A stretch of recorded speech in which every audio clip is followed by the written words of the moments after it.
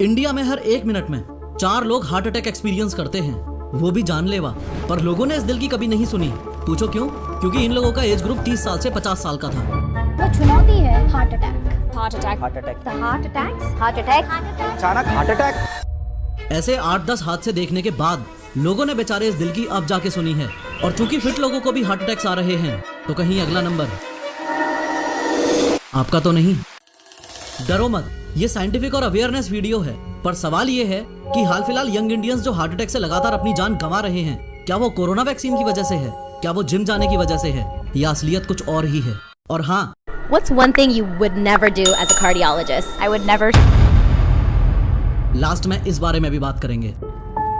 सबसे पहले medical 3D animation से समझो कि हार्ट अटैक होने पर एग्जैक्टली कौन सी नस में क्या हो रहा है। देखो, ये आपका हार्ट यानी दिल है और इसका काम है न्यूट्रिएंट्स और ऑक्सीजन रिच ब्लड को पूरी बॉडी में सप्लाई करना। और सप्लाई कैसे करेगा? इस तरीके से ब्लड को पंप करके। ये कुछ ऐसा ही है जैसे आपके घर में लगी हुई वाटर मोटर पानी को पंप करके ऊपर टंकियों में चढ़ाती है। खैर, आपके हार्ट का ये left ventricle main pumping chamber है। जब ये ऐसे कॉन्ट्रैक्ट करता है यानी पिचकता है, तो ब्लड इस एओर्टा से होता हुआ आपकी बॉडी में चला जाता है। ये एओर्टा और कुछ नहीं, बस लार्ज आर्टरी है। आसान भाषा में कहूँ तो आपके दिल से जुड़ा हुआ एक पाइप है जो आपकी बॉडी में खून भेजता है। मुद्दे की बात यह है कि एओर्टा से कनेक्टेड हैं ये कोरोनरी आर्टरीज जो वापस आपके हार्ट से जुड़ी हुई हैं। और आपके दिल ने जस्ट अभी जो ब्लड पंप किया था, वो ही न्यूट्रिएंट्स और ऑक्सीजन रिच ब्लड वापस इन कोरोनरी आर्टरीज से आपके हार्ट तक पहुंचेगा और आपके हार्ट मसल्स को हेल्प करेगा ना फंक्शन करने में। अरे, घर में जो मोटर लगी है वो तो भाई बिजली से चल रही है और पानी को टंकी में भेज रही है, लेकिन हार्ट तो बिजली से नहीं चलेगा। तो इसके पंपिंग मैकेनिज्म को मेंटेन करने के लिए ये ऑक्सीजन और nutrients rich blood in coronary arteries के थ्रू वापस हार्ट की मसल्स को मिल जाता है ताकि दिल धड़कता रहे। इतना समझ आ गया तो अब ये भी समझो कि हार्ट अटैक के टाइम एग्जैक्टली होता क्या है। हार्ट अटैक के समय ये जो कोरोनरी आर्टरीज हैं, ये ब्लॉक हो जाती हैं। बस इनके ब्लॉक होने को ही हार्ट अटैक बोला जाता है, क्योंकि कोरोनरी आर्टरीज बंद हो जाएंगी तो धीरे धीरे हार्ट मसल्स को ऑक्सीजन ना मिलने से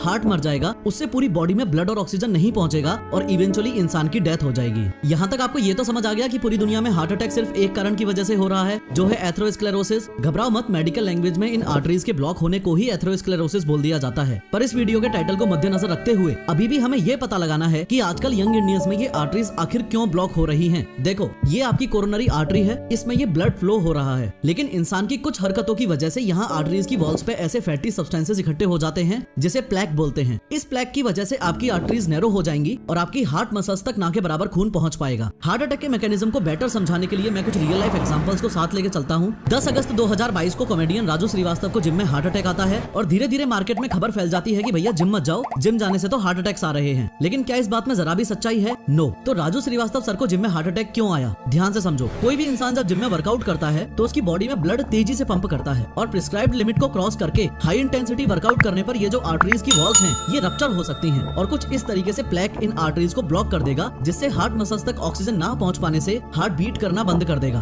तो क्या इसका मतलब ये हुआ कि आप जोर लगा के एक्सरसाइज करोगे तो आपकी आर्टरीज भी रप्चर हो जाएंगी और आपको भी हार्ट अटैक आएगा? नो। तो क्या इसका मतलब ये हुआ कि ऋतिक रोशन और जॉन अब्राहम का ट्रेनर क्रिस ग्रेथिन जब कहता है कि लास्ट रैप में अपनी पूरी जान डाल दो तो वो गलत है? No. And so I would train to absolute failure, meaning that I couldn't do one more rep, even if my life depended on it, around 50 repetitions.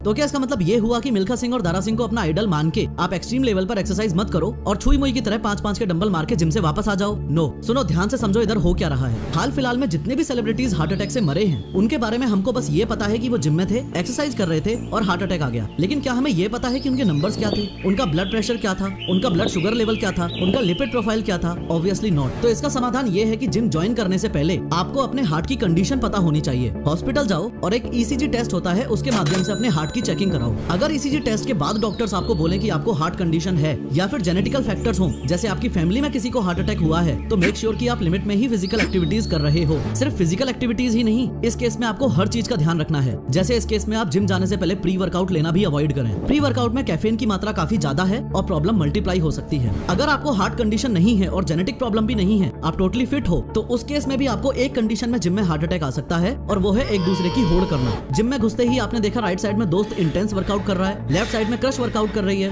और अपनी मर्दानगी साबित करने के लिए आपने 40-40 के डंबल्स उठाए और सीधा इंक्लाइन डंबल बेंच प्रेस पर ले लिए। इस बेवकूफी भरी हरकत से आपकी हार्ट मसल्स पर अनएक्सपेक्टेड लोड आएगा और आर्टरीज के वॉल्स के रप्चर होने के चांसेस बढ़ेंगे। वो इसलिए क्योंकि जिम में घुसते ही क्या आपने स्ट्रेचिंग की? नो। क्या आपने वार्म अप किया? नो। अगर इंटेंस वर्कआउट कर रहे हो तो अपनी बॉडी को उसके लिए प्रिपेयर तो करो। आर्टरीज ब्लॉक होने से हार्ट अटैक हो रहे हैं और हार्ट कंडीशन ना हो तो जिम जाने से हार्ट अटैक्स नहीं आते। ये दोनों बातें आपको अच्छे से समझ आ गई। इस वीडियो में लास्ट बस अब हमको ये समझना है कि यंग इंडियंस में कोरोना कोरोनरी आर्टरी में ये जो फैटी सब्सटेंसेस और कोलेस्ट्रॉल यानी प्लेक इकट्ठा हो रहा है, इसको कैसे रोकें? अगर इसका समाधान मिल जाए तो हार्ट अटैक की टेंशन खत्म। खैर देखो, डॉक्टर्स का कहना है कि कोरोनरी आर्टरीज में इस प्लेक के पीछे 3 चीजों का हाथ है। मेरी टेबल पे रखी ये तीनों चीजें आप देख रहे हो। न्यूट्रिशनल लैंग्वेज में इनको 3 वाइट पॉइजन्स बोला जाता है और टेंशन की बात यह है कि ये हमारी ईटिंग हैबिट्स का अहम हिस्सा बन चुकी हैं। और ये तीनों चीजें हैं सॉल्ट यानी नमक, रिफाइंड शुगर यानी चीनी और तीसरे नंबर पे है मैदा। एक स्टडी सजेस्ट करती है कि किसी भी कंडीशन में एक इंसान को एक दिन में 5 ग्राम से ज्यादा नमक नहीं खाना चाहिए। लेकिन बैड न्यूज ये है कि रिपोर्ट्स के अनुसार इंडियंस ऑन एन एवरेज एक दिन में 11 ग्राम सॉल्ट खा रहे हैं, जो कि प्रिस्क्राइब्ड लिमिट के दुगने से भी ज्यादा है। सिमिलरली प्रोफेशनल सजेस्ट करते हैं कि किसी भी कंडीशन में एक इंसान को एक दिन में 30 ग्राम से ज्यादा चीनी नहीं खानी चाहिए। हाँ, 30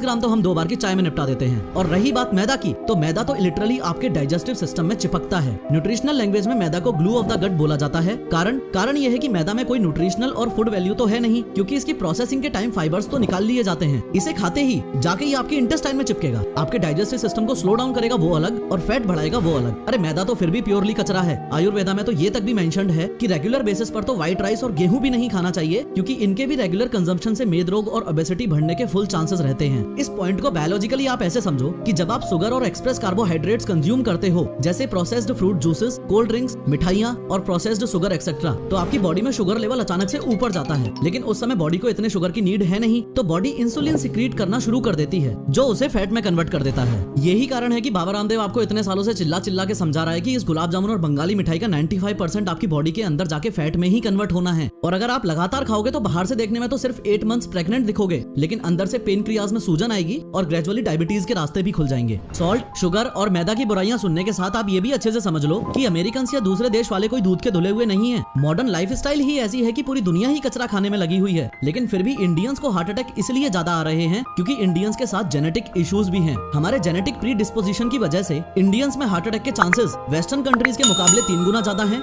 जापानीज के मुकाबले 6 गुना ज्यादा हैं और चाइनीज के मुकाबले 20 गुना ज्यादा हैं। कहने का तात्पर्य ये है कि हम ऑलरेडी एक लोडेड गन है और उसको stressful life, smoking, alcohol, improper sleep, नमक, चीनी और मैदा वाली वेस्टर्न लाइफस्टाइल के साथ कंबाइन किया जाए तो दिल पे गोली चलेगी ही चलेगी। रही बात कोरोना वैक्सीन की, तो कई स्टडीज में ये बात सामने आई है कि जिन जिन लोगों को mRNA वैक्सीन लगी थी, उनमें से काफियों में हार्ट इश्यूज नोटिस किए गए हैं। लेकिन ऐसे हार्ट इश्यूज जो बहुत रेयर एंड माइन्यूट हैं और कंप्लीटली रिकवरेबल हैं, जिन्हें मेडिकल लैंग्वेज में मायोकार्डाइटिस बोलते हैं। कोरोना वैक्सीन लगने से किसी को हार्ट अटैक तक आ जाए, ऐसे केसेस सामने नहीं आए हैं। लेकिन अगर आप मुझसे पर्सनली पूछते हो कि मैं इस बात पर कितना भरोसा करूंगा, तो मेरा आंसर है रत्ती भर भी नहीं। ये $बिलियन मेडिकल इंडस्ट्री के ड्रग माफियाज आपके सामने वही रिपोर्ट्स और स्टडीज पुट करवाएंगे जिनसे इनको नुकसान ना पहुंचे।